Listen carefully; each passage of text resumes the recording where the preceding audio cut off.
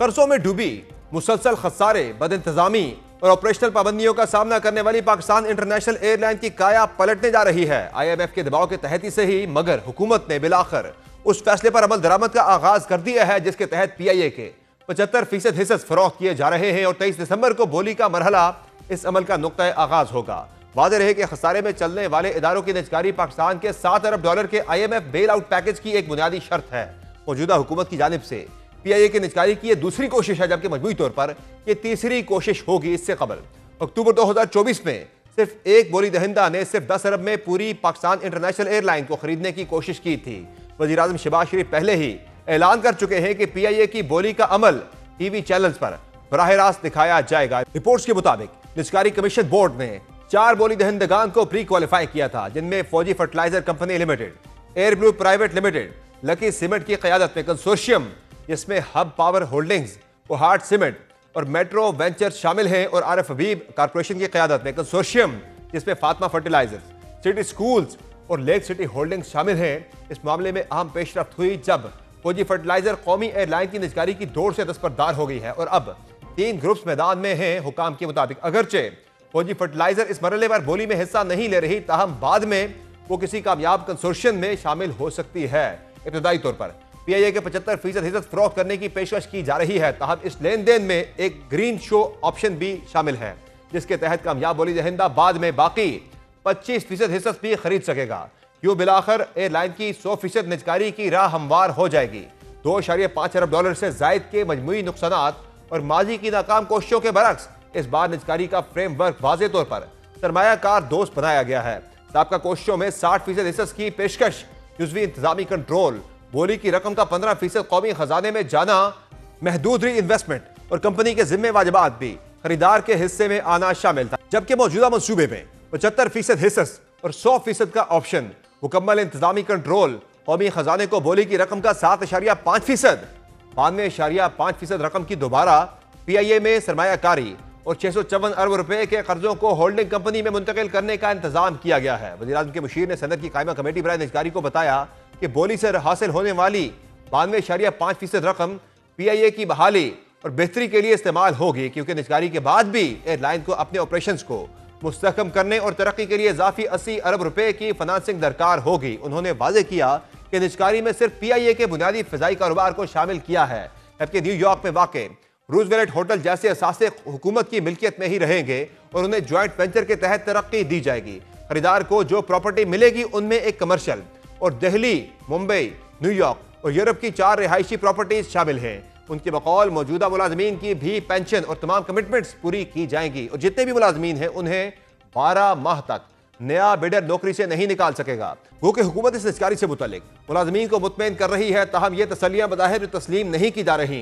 निजकारी के खिलाफ मुलाजमीन ने इस्लामाबाद एयरपोर्ट पर धरना दिया, जिनका मुतालबा है कि अगर निजकारी नागुज़ीर है तो मुलाजमीन के रोजगार के तहफ़्फ़ुज़ की भी यकीन दहानी करवाई जाए। यह भी हकीकत है कि PIA की कहानी मुकम्मल तौर पर मनफी नहीं रही। रवा साल एक हौसला बख्श पेशरफ्त हुई जब सितंबर में कौमी एयरलाइन की मालियाती रिपोर्ट में यह इंकशाफ हुआ कि 2025 की पहली छमाही में PIA को 11.5 अरब रुपए का मजमूई मुनाफा हुआ।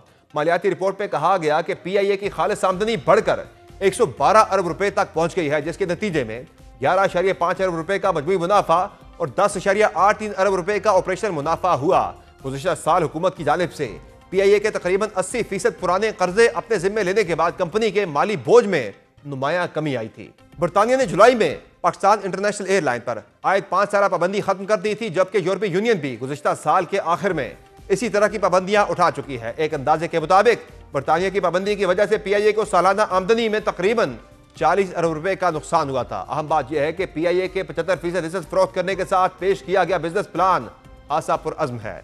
इंतजाम निजी शोबे के हवाले करने के बाद हुकूमत तवक्को रखती है कि आइंदा 4 वर्षों में एयरलाइन में तेजी से तब्दीली आएगी। मनसूबे के तहत काबिल परवाज तैयारों की तादाद मौजूदा 18 से बढ़ाकर 2029 तक 38 करने का हदफ मुकर्रर किया गया है। इस वक्त PIA 30 शहरों को सर्विस फराहम कर रही है, जबकि निजकारी के बाद यह नेटवर्क बढ़कर 40 मुकामात तक फैलने की तवक्को है। खासतौर पर बरतानिया और यूरोप के माबेन बैनुल-अक़वामी रूट्स की बहाली के बाद इसके साथ ही हुकूमत ने यह शर्त भी रखी है कि 75% हिस्सा फरोख्त होने के बावजूद इंटरनेशनल एयरलाइन का नाम और ब्रांडिंग बरकरार रखी जाएगी ताकि कौमी शनाख्त महफूज रहे। असल सवाल यही है कि आया निजकारी वाकई PIA को एक जदीद मुनाफा बख्श और मुसाफकती एयरलाइन बना सकेगी, या ये फैसला महज IMF की शर्त पूरी करने तक महदूद रहेगा? इस पर मजीद बात करें, हमें ज्वाइन किया है वज़ीर-ए-आज़म के मुशीर बराए निजकारी मोहम्मद अली ने। बहुत शुक्रिया मोहम्मद अली साहब, आपने प्राइम में ज्वाइन किया। ये बताएगा कि PIA की निजकारी बिलाखिर होने जा रही है। 3 कोशिशें पहले हो चुकी हैं, ज़ाहिर वो कामयाब नहीं हो सकी किसी भी वजह से। अब की मरतबा कॉन्फिडेंट है कि ये मरहला कामयाबी से जो है वो हो जाएगा? इंशाल्लाह पूरी उम्मीद है कि इस बार हो जाएगा।